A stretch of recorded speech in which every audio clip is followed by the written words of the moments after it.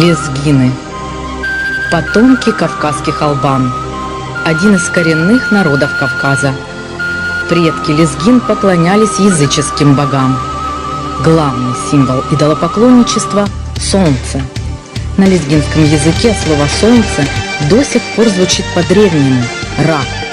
Что удивительно, многие слова на лезгинском языке состоят из 2-3 букв. Меня заинтересовали истоки зарождения этого народа, его язык, традиции и люди. Каждая нация при рождении сродни ребенку. Рождается ребенок, растет, сначала издает звуки, далее короткие слова, понятные только ему. Также рождение народа. В доисторические времена человек тоже сначала издавал звуки, которые понятны были только его окружению. Превращая эти звуки в слова, человек в первую очередь обозначал части своего тела и не только. Например, слово «земля» – «щил», «ветер» – «гар», «кровь» – «ви». Немногие народы Кавказа могут похвастаться такой краткой фонетикой.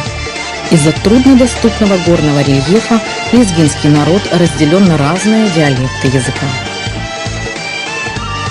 Вот что пишет Семен Броневский, известный историк и путешественник, в своей книге «Известия о Кавказе», изданной в 1823 году в разделе «Первобытное население Кавказа».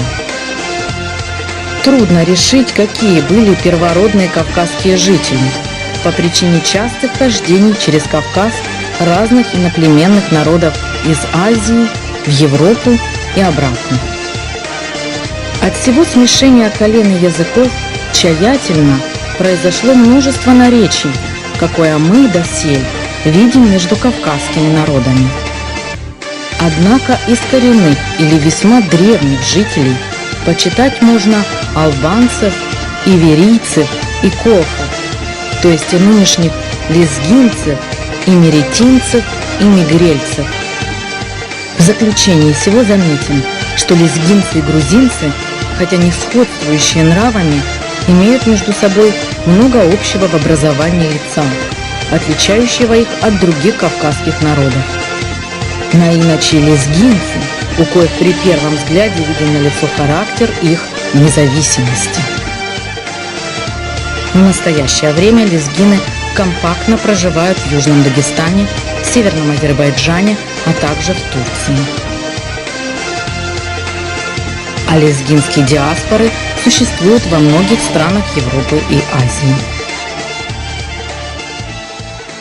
В 70-е годы XX века лучшие представители молодежи лезгинского народа приехали в Украину, чтобы получить высшее образование. Университеты и институты Киева, Днепра, Львова, Донецка и Одессы получили новых студентов. Но столица украинского студенчества во все времена находилась в Харькове. Этот город привлек наибольшее количество лезгин с больших и маленьких деревень и поселков с обоих берегов реки Самур. Будущие строители, педагоги, инженеры, медицинские работники, авиаконструкторы, сельхозработники, юристы. Всех не перечислишь. По окончанию высших учебных заведений многие уехали, а часть осталась в Украине, в том числе в Харькове, который стал им вторым родным городом. Обзавелись семьями и начали трудовую деятельность. В 18 лет Агаверди Искендерович Адилов ехал поступать в Москву, но так вышло, что фрески на железнодорожном вокзале в Харькове ему понравились больше. Он сошел с поезда и влюбился в украинский город. Дальше была работа на заводе Малышева, потом служба в рядах советской армии и учеба в Институте строительства и архитектуры. Все 5 лет учебы Агаверди занимался большим спортом, стал мастером спорта по боксу. После окончания вуза молодой специалист прошел боевое крещение на разных предприятиях, занимался строительством атомных и тепловых станций как в России, так и в Украине. Огромные тепловые комплексы, такие как ТЭЦ-5, ТЭЦ-3, были созданы при непосредственном участии Одилова. В 90-х годах, во время кризиса, когда предприятия не работали, пришлось осваивать новые специальности, стать бизнесменом и проштудировать бухгалтерское дело. Мы привыкли днем и ночью работать. 4:30 вставать, проходить 9 часов домой. А тут мы же не работаем, ничего, значит, что делать? И как раз там появились возможности, закон нам позволил открывать свои фирмы. Вот, я увидел, что там сыновья, там директора там крупных наших компаний открывают себе фирмы. Я тоже на них посмотрел и думаю, а что бы мне нет. Я тоже пошел, вот, закончил школу бизнеса. А у меня 2 сына. Вот, со мной работает мой брат, он закончил тоже ХАДИ, автодорожный институт. Вот, он как бы мой заместитель, как говорят, правая рука. Здесь работали уже мы не просто так, мы здесь учились наши племянники, опять же, все в инженерно-строительном институте. Мы, как бы, наверное, семья такая строительная. Нам приятно, что наши дети, они не теряются, они, значит, свои корни, свои обычаи, традиции, свои нравы, то никто не скажет, что они не лезгины, да, вот они умеют хорошо танцевать, они спортивно очень подготовлены, они могут, учатся хорошо, знают свои традиции, язык, культуру знают. Вот для этого мы все это объединяли, чтобы нам легче было выживать, чтобы нам легче было все вот этот, значит, реализовывать. И вот уже 30 лет, как Агаверди Одилов руководит собственным строительным центром «Витязь». Такие здания, как торгово-развлекательные центры «Дафи» и «Украина», бизнес- и офисные центры «Поэма» и «Лира», где работают сотни харьковчан, дело рук команды Агаверди Одилова. Он вместе с другими земляками стоял у истоков создания культурного общества «Самур», главная цель которого – продолжать и развивать традиции, быть патриотом лезгинского народа. Айнудин Абубакарович Мамедов из горного селения Курах. В семье было 7 детей, и Айнудин связал свою жизнь с Харьковом уже после армии. Получил диплом специалиста промышленного и гражданского строительства. Вместе с Агаверди Одиловым они были прорабами на стройке атомных и тепловых станций. В 90-х Мамедов основал свое дело – завод металлоконструкций. Это большое предприятие с внушительным портфелем заказов. Продукцию Мамедова знают не только в Харькове, но и по всей Украине. Мы строили 2 стеклозавода, стеклотарных завода. Один в Харьковской области, второй в Киевской области. Мы строили цементный завод в Каменск-Подольском. Мы строили несколько маслопроводных заводов, и маслоэкстракционные, и в Кировграде, в Сумах, в Харьковской области и в Луганской области. Это 5 заводов мы построили за это короткое время. Сейчас мы заканчиваем строительство завода на Купянска, элеваторные. И маслопроизводство мы заканчиваем в Ромнах, в Сумской области, на сегодняшний день. Культурное общество «Самур», по словам Мамедова, это прежде всего клуб единомышленников, людей, у которых схожи взгляды на жизнь. Свои мысли о родине, ее обычаях, языке и традициях они готовы и хотят передать молодому поколению. Общество – это как бы круг друзей одновременно, круг семей, в которых мы объединились. И мы хотим на это общество собрать всех лезгинов по Украине. Изучая историю Украины, уважая культурные ценности этой страны, стараясь быть достойной частью многонационального государства, всегда в приоритете у лезгин было сохранение языка, культуры, традиций и обычаев. Для этого нужно было организовать объединенную диаспору. Река Усукчай, приток реки Самур. У ее берегов прошло детство и юность Бедела Абдулвагабовича Беделова. Молодым парнем он попал в Украину, в город Харьков, и сейчас его шоу совсем не отличается от говорка коренных жителей этого города. Здесь он построил свой бизнес, основал многопрофильное, стабильно работающее предприятие «Реалпакс» по изготовлению резиновой обуви. Все началось с проектирования и изготовления на заказ оборудования для переработки полимеров. Затем предприятие стало набирать обороты, расширяться, осваивать новые виды работ и выпускаемой продукции. Мы являемся монополистами, можно сказать, на рынке литой обуви и комбинированной обуви и производство всех видов компаундов. Это и для литья, и для кабельно-проводниковой продукции. То есть, одним словом, окрашивание и переработка полимеров. Это первое направление. Второе направление – это литая обувь. Резиновую обувь, которую делают в Харькове, носят военные на Донбассе. Уже 6 лет предприятие Беделова выигрывает тендеры и обувает украинских солдат. Но не только военнослужащие носят такую обувь, но и модники, и модницы со всех уголков Украины и зарубежья. Вот если мы на базе Балдинини, вот видите, да, если вот так вот, вы видите, какой эффект здесь? Эффект вау. Вот это эффект вау, который впервые мы такие вещи осваиваем. А тут еще шитый верх с кожи, с вот окантовкой, с мехом, с натуральным. То есть есть несколько моделей именно таких. Вот именно таких моделей, которые в фирменных магазинах, брендах они стоят, там, я знаю, там 15-20 тысяч гривен, а у нас они стоят 500-700 гривен. Члены культурного общества «Самур» – это элита лезгинского народа. Люди, которые живут и работают в Харькове, но не забывают о своих земляках и готовы прийти на помощь как в горе, так и в радости.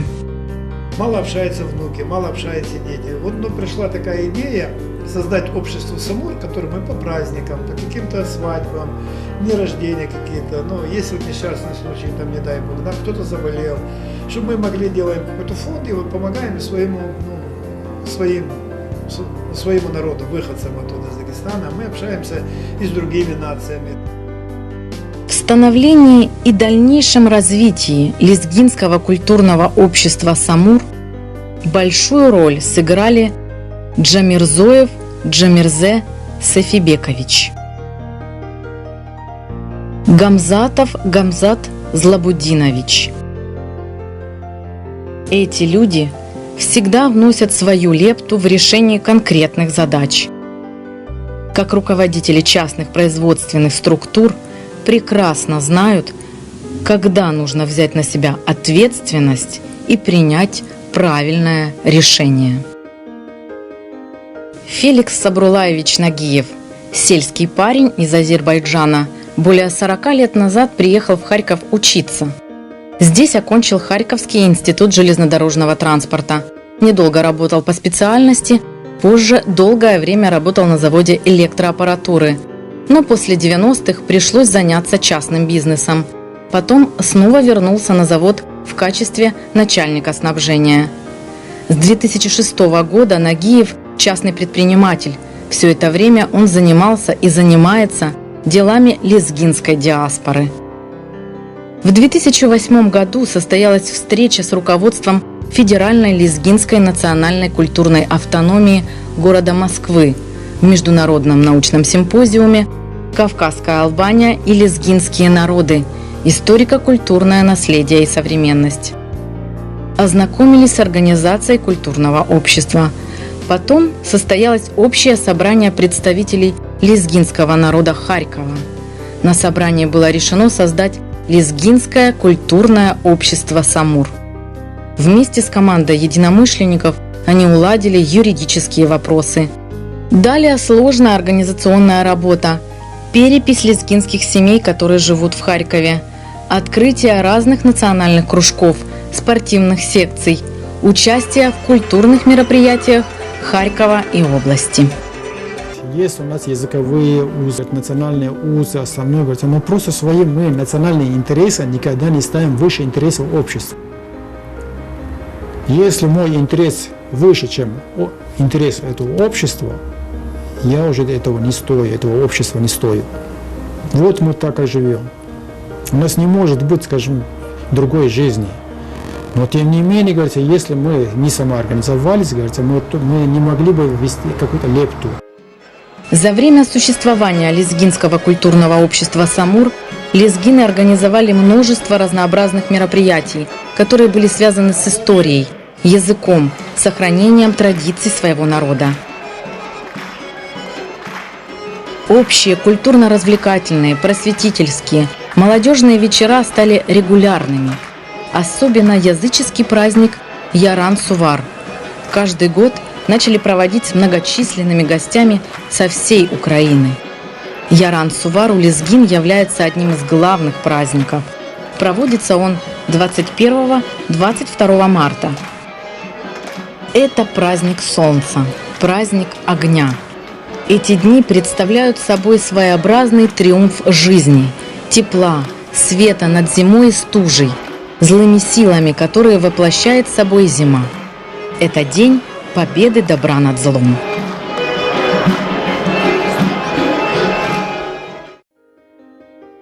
Свою первую пару обуви Али-Паша Мурсалович Нухбалаев сшил 30 лет назад. Это были белые женские балетки. Начинал он в Харькове учеником в обувном цеху, параллельно работая сторожем. Потом насобирал деньги на первую профессиональную машинку и начал развивать свое дело. Осваивая все тонкости обувного мира, шаг за шагом Нухбалаев пришел к полному циклу по производству кожаной обуви. И сейчас может сказать, что он профессионал в своей отрасли. В производстве обуви я научился всему. От моделирования до полного ее завершения. Умею все. И не так-сяк, а умею высокопрофессионально. Это действительно. По словам Али-Паши Нухбалаева, у него две страсти – это шить обувь и быть патриотом Украины. Культурное общество «Самур» развивается, и в него входят уже не только его основатели, но и новое поколение лезгин, которые родились и выросли в Харькове. Вот им необходимо передать навыки общения, сохранить связь между отцами и детьми, а также постараться привнести что-то новое. Свою жизнь как смогли, мы наладили. Производство, семьи, все остальное. Но у нас же еще есть дети. Они должны понимать, что им общаться надо со своими земляками, чтобы они друг друга все знали. Вот, чтобы они после нас тоже имели какое-то общение, продолжение того, что мы здесь объединились, организовали, то, что вот есть, чтобы оно продолжалось, чтобы оно жило. Доктор медицинских наук, доцент кафедры общей и эндоскопической хирургии Харьковской медицинской академии Мехтиханов Зубаир Селимович сыграл немаловажную роль в становлении Лезгинского культурного общества «Самур». Профессионал своего дела, доктор с большой буквы, всегда заботится о здоровье лезгинской диаспоры. Любое обращение к нему не остается без внимания. Действительно, достойный член общей семьи лезгинской диаспоры. Рустам Агалиевич Курбанов родился и вырос в Харькове. Здесь он получил высшее образование, выучился на врача. Он доктор-уролог, онкохирург, занимается медициной уже 10 лет. Также занимается научной работой, участвует в конференциях и медицинских симпозиумах. Но корни свои не забывает. В детстве все летние каникулы проводил у бабушки в Дагестане. В Азербайджане тоже есть родственники, говорит Рустам. Лезгинские танцы, язык, традиции своего народа – все это в крови у молодого доктора, и он гордится, что может с легкостью и уверенностью жить и работать в Украине и быть частью диаспоры. И общество Самур – это возможность нам всем собраться и увидеться всем вот в один момент. Всех сразу, детей, внуков уже у кого-то появившихся, да, вот. Поэтому это момент, вот, когда можно отдохнуть и почувствовать себя как дома, да, потому что даже если я родился тут, я все равно там себя чувствую как дома, там мне все родное, земля, трава, даже та же пыль. Саидхан Азизагаевич Рагимов первый раз приехал в Харьков в 1975 году. Главный железнодорожный вокзал города Саидхану совсем не приглянулся, показался серым. И поступить в Институт коммунального хозяйства не вышло с первого раза, так как на экзамене он активно помогал коллегам по парте. С детства почему-то хотел приехать в Харьков. Не знаю, с чем это связано было. Больше всего было связано, наверное, я неплохо в волейбол играл в молодости. А здесь в Харькове был волейбольный клуб «Локомотив». И страшно мне хотелось играть в волейбол. Но, к сожалению, я не поступил. Меня попросили выйти с экзамена. Я даже не понял, чего. Но потом мне объяснили, что подсказывать нельзя. Неудача на экзамене только закалила Рагимова, и, отслужив армию, Саидхан вернулся в Харьков, поступил в Харьковский политехнический институт и устроился на завод ФЭД, где проработал 14 лет. Потом по работе был связан с продажей элитных спиртных напитков и с работой шахт. Но тяга к механизмам, двигателям и профессионалам своего дела победила. И с 2012 года Саидхан Рагимов работает на одном из самых старых предприятий Харькова – заводе «Электромашина». Сейчас он директор по производству, и в его подчинении большой коллектив. Мы в данный момент выпускаем рудничные двигатели на горнодобывательные комбинаты, на железнодорожный транспорт двигатели выпускаем, на краны, на экскаваторы, на мостовые краны. Продукция обширная, которую мы поставляем. Недавно только отправили в Боснию и Герцеговину. Сейчас есть заказ у нас на Вьетнам, мы отправляем, Казахстан, Узбекистан. Редко попадает Грузия, Армения. Украину Рагимов считает своей второй родиной, а Харьков – любимым городом, в котором ему удалось найти и сохранить связь с земляками. Вы знаете, ни о чем не жалею. А что жалеть? Во-первых, знаете, что душу греет? Честно сказать, в первую очередь душу греет землячество. Вот все те, с которыми мы общаемся, будем считать, что мы как одна семья. Мы все знаем друг друга, грубо говоря, с 1979 года. Я приезжаю, допустим, в Дагестан, здесь сохранилось то старое, то, что нас учили в свое время. Это отношение, уважение к старшему. В первую очередь. Не обижать младшего. Будущий отличник образования Украины, преподаватель и директор регионального центра профессионального образования строительных технологий Харьковской области Геннадий Джамалдинович Амирбеков родился в Баку в семье нефтяников, а в Харьков приехал в 1972 году и сразу почувствовал себя жителем этого города. Именно здесь он получил высшее образование, окончил Харьковский государственный университет имени Горького по специальности «История». Он уже 20 лет руководит учебным учреждением. Его воспитанники после учебы в региональном центре выпускаются компетентными специалистами. Общаясь с молодежью не только по работе, но и на встречах культурного общества «Самур», Амирбеков пытается поделиться активной жизненной позицией, своими знаниями и навыками. Я очень горжусь, что я лезгин. И вот эту гордость я особо ощущаю, когда я встречаюсь с своими земляками. Еще раз повторяю, потому что слушаю речь. Общество очень играет важную роль в нашем общении, потому что благодаря общению мы помним традиции, Пытаемся, чтобы и наша молодежь, наши дети знали их. Ну, если, например, не знают даже язык, но чтобы знали хоть обычаи наши и уважали их. И, мне кажется, таким образом мы продолжаем вот эту вот связь со своей родиной, со своей нацией. Хотел быть ученым, музыкантом, автомобилистом, но стал тренером карате. Басир Магомедович Шахпазов, вице-президент Харьковской федерации шатокан-карате, руководитель спортивного клуба «Физбудо». С 1989 в Харькове преподает карате для детей и подростков. За это время он воспитал более 1000 учеников.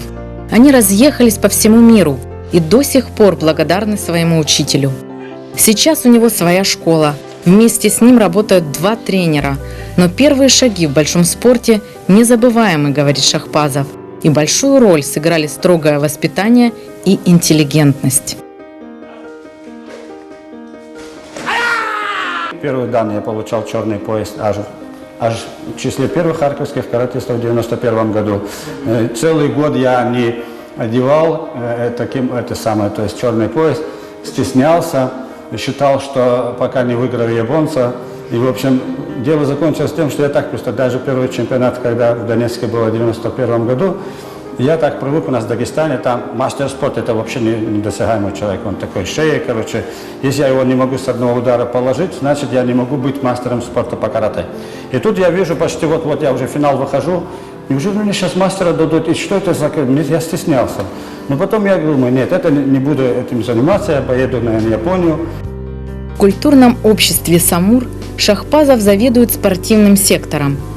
Он и другие члены лезгинской диаспоры в Харькове получили множественные награды за участие в различных соревнованиях.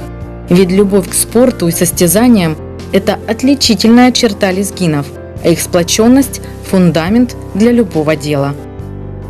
Каждая национальность – это, как знаете, вот у нас в Дагестане есть такая поговорка, каждая национальность – это разный цветок, а вместе это букет цветов. И обязательно каждая национальность должен показать свои лучшие стороны, худшие отбросить и учиться у других лучших сторон. Ну, Единый Постах Брюсли так, например, говорил, то же самое. Он говорил, бери с карате, чего угодно, хорошие вещи бери, соединяй, и ты будешь так, и в этом и есть совершенство человека. В лезгинском культурном обществе «Самур» развиты и другие виды спорта, например, бокс.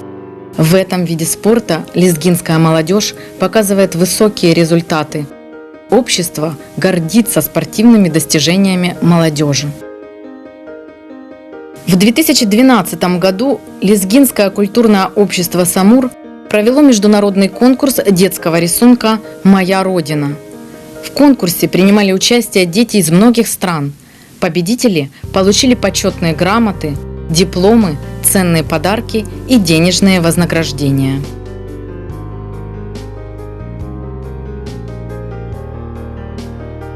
В 2018 году в городе Махачкала успешно завершился международный конкурс документальных фильмов «Лезгинское село». Молодец. Прошу.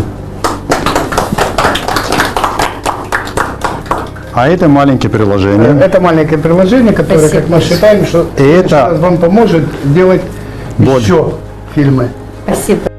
В конкурсе были показаны фильмы о лезгинских селах России, Азербайджана и Турции. Несмотря на разбросанность по разным странам, лезгины сумели сохранить свою культуру, традиции, обычаи, самое главное – свою историю. И это было главным показателем в конкурсе. 10 октября 2019 года лезгинская диаспора Украины отметилась своим участием на Дне родного языка, Дне письменности и истории. Писали диктант на лезгинском языке в разных уголках страны. Школа «Кавказ Дэнс» является единственной школой северокавказских танцев в Харькове. Здесь учат танцевать с 6 лет и мальчиков, и девочек. Хотя зал для репетиций тесноват, но все движения молодые энтузиасты, танцоры оттачивают до идеала. Образы, которые используют танцоры, поражают воображение даже искушенных зрителей. Девушка двигается в образе лебедя, завораживая грациозной осанкой и плавными движениями рук. Парень двигается в образе орла, чередует медленный и стремительный темп. Руководитель студии Мурад Рустамович Мамедов рассказывает, танцует почти 10 лет. Пришел в студию вместе с сестрой, да так и остался, так как динамика, мелодия и поддержка зрителей завораживают до сих пор. Сейчас хореограф вместе со своими учениками тренируется несколько раз в неделю. Он уверен, нужно не останавливаться, развиваться и дальше, чтобы лезгинка оставалась символом любого кавказца.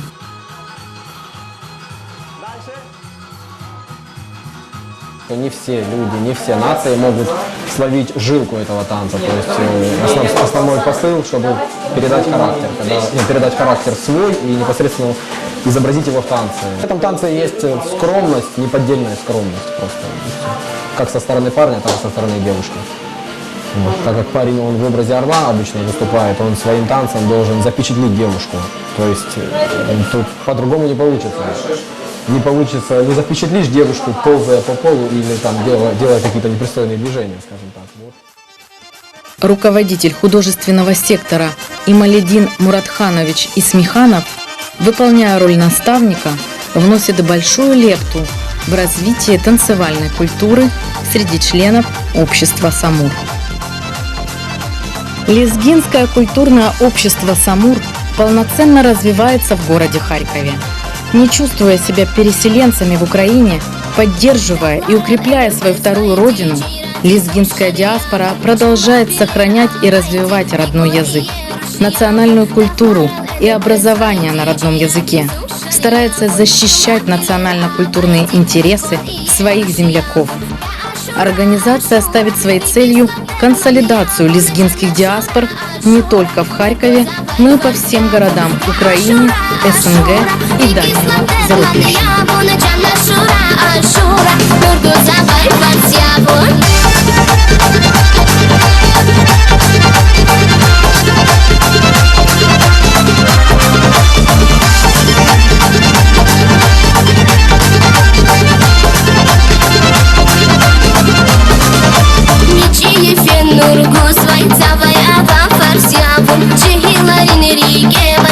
Gürçek murad yavun Niçiye fen nurgu svay Zavay ava fars yavun Cihilarin rigevay Lab gürçek murad yavun Ya aşura aşura Rikislam derman yavun Can aşura aşura Nurgu zavay fars yavun Ya aşura aşura Rikislam derman yavun Can aşura aşura Nurgu zavay fars yavun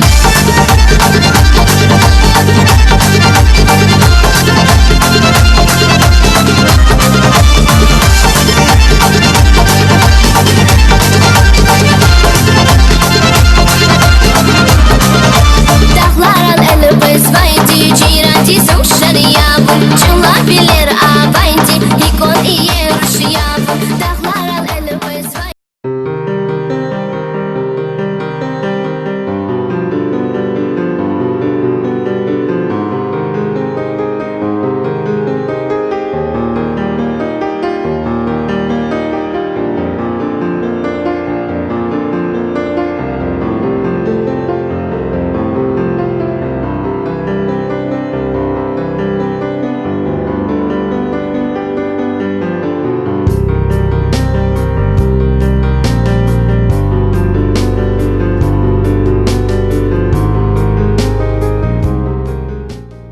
Рагимов Юрий.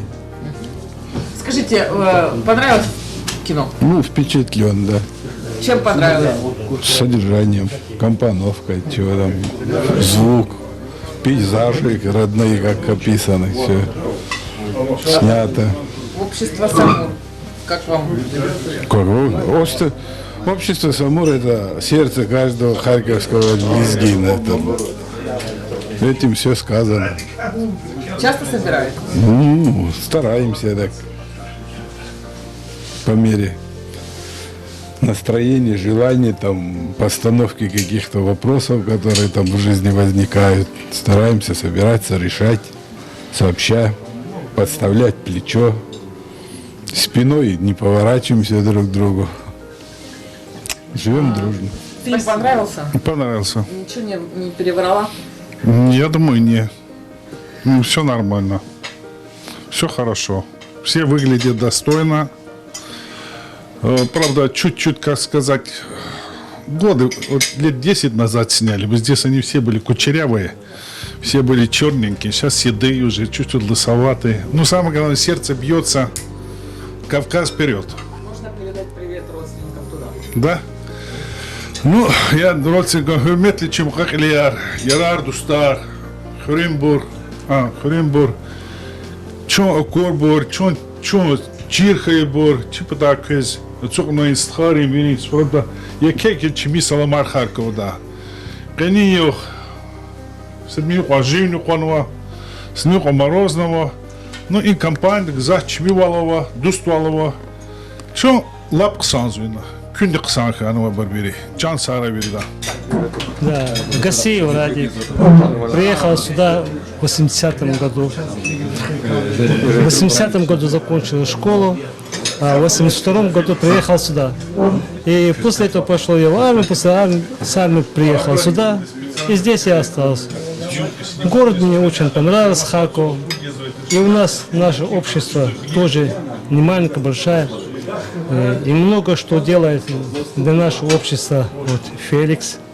Фильму тоже, как сказать, понравилось очень. Это история нашего общества, это история лезгин.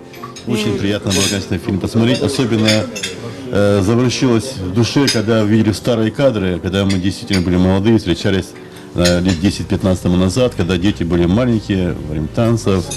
И, само собой, конечно, это... Давид правильно сказал наш руководитель, да, что эта поддержка не только нам нужна, это поддержка нашей будущей молодежи, нашим детям, внукам.